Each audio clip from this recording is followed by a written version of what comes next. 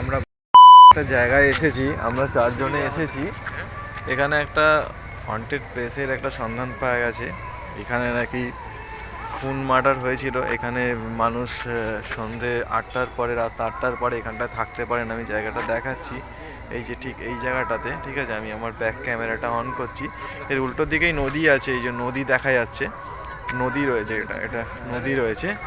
আমরা 4 জনে এসেছি, তো আমরা এখন দেখাবো, জায়গাটাকে দেখাবো। হয়তো বেশি ভেতরে যেতে পারবো না, কারণ আমাদের আস্তে আস্তে অনেক দেরি হয়ে গেছে, এখানে সন্ধ্যে হয়ে গেছে অলরেডি। এখানে বাসিন্দা আসছে, আমরা তার থেকে জেনে নিই এখানের মানে এই পরিবেশটা সম্বন্ধে। এইখানে যে এই যে ঘরটি রয়েছে এ সম্বন্ধে জানবো। আচ্ছা দাদা, হ্যালো, শুনুন না, বুঝতে আছে এইখানে একটা বড় বাড়ি দেখতে পাচ্ছি। হ্যাঁ, এটা ব্যাপারটা কি বুঝতে পারছি না। এক মিনিট আমি বলছি। হ্যাঁ, কোথা থেকে এসেছেন আপনারা? আমরা এসেছি ওই প্যারানন্দ সোসাইটি থেকে এসেছি। আমরা একটুখানি এই ভৌতিক যে সমস্ত বাড়িগুলো আছে সেসব নিয়ে করি। আমরা শুনেছি এখানে একটা ভৌতিক কাণ্ড হয় বাড়িটা আর এই সব জায়গার মধ্যে। তো আপনি একটু বলতে পারবেন এটা কি সত্যি না কোনো মিথ্যে গোটা রটনা? ব্যাপারটা হচ্ছিল আজ থেকে 21 বছর আগে এই বাড়িটায় সাতখানা খুন হয়েছিল। কটা? সাতখানা খুন। সাতখানা খুন। 2জন মারা গিয়েছিল। ওই যে দূরে একটা যে মতো দেখা যাচ্ছে, একটু দেখা চেষ্টা করা যেতে পারে কি? ওই জায়গাটা, ওই জায়গাটা হ্যাঁ, আচ্ছা ওইখানটা। আচ্ছা আচ্ছা, ওখানটা কি হয়েছে? পুল মতো যেটা রয়েছে 1842-50 সালের মধ্যে, তখন ইংরেজ আমল। তখনকার সময় ওইখানে ইংরেজরা করতো কি, এখন যেরকম এই লঞ্চ নৌকা এগুলো চলছে, তখন তো মানুষ সাঁতরে পেরোতো এই নদী। আচ্ছা, এখানে সাঁতরে পেরিয়ে যেত? সাঁতরে পেরিয়ে। আচ্ছা, দেখুন বলছে যে এই নদীটা নাকি সাঁতর দিয়ে পেরিয়ে যেত এইখান থেকে নেমে। হ্যাঁ, তারপরে এবারে এদিকে অনেক বিপ্লবীরা এসে ঘাঁটি গেড়ে বসেছিল নদীর এখান থেকে। যখন জাহাজ যেত লুকিয়ে ওরা এদিকে চলে আসে একটা সময়। এই টোপকে এই এলাকার মধ্যে এই পুরো বাড়িটা ওনার এসে ঘাঁটি গেড়ে ছিল। আচ্ছা, আমরা একটু পরে এই বাড়িটা দেখাবো। ওই জন্যে একদিনে সাতখানা বিপ্লবীকে খুন করা হয়েছিল। এবং কিছু বিপ্লবী তো ওই কফি কলের মধ্যে জলে ঠান্ডার সময় চুবিয়ে রাখা হয়। আচ্ছা আচ্ছা, ওই জায়গাটাতে। হ্যাঁ, ওইটাতে।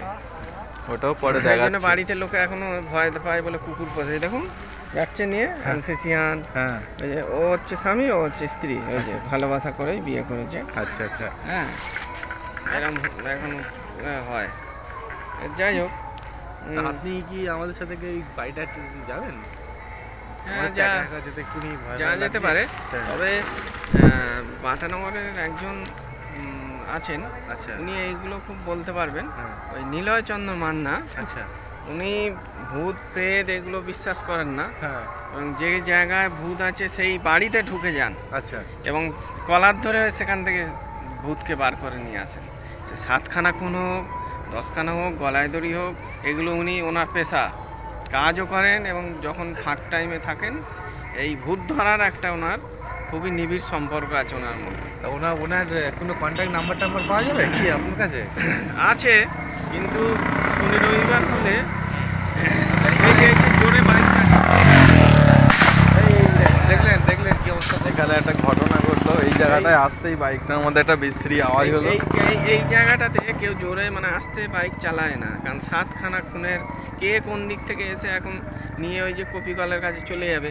অনেক ভালো লোকও আস্তে আস্তে হাঁটতে হাঁটতে ওই কপি কলের কাছে চলে গেছে, কারণ ওখানে ডুবিয়ে মারা হয়েছিল তো। আচ্ছা আচ্ছা। এইবার এটা আরো ভালো বলতে হবে, নিলয় বাবু উনি প্যারানর্মাল অ্যাক্টিভিটি নিয়ে বিশারদ ওই বাটানগর এলাকায় উনি এসবগুলো করেন। হ্যাঁ, ওনাকে আপনারা চালু ডেটে বলতে পারেন, শনি রবিবার ওনাকে তো পাবেন না।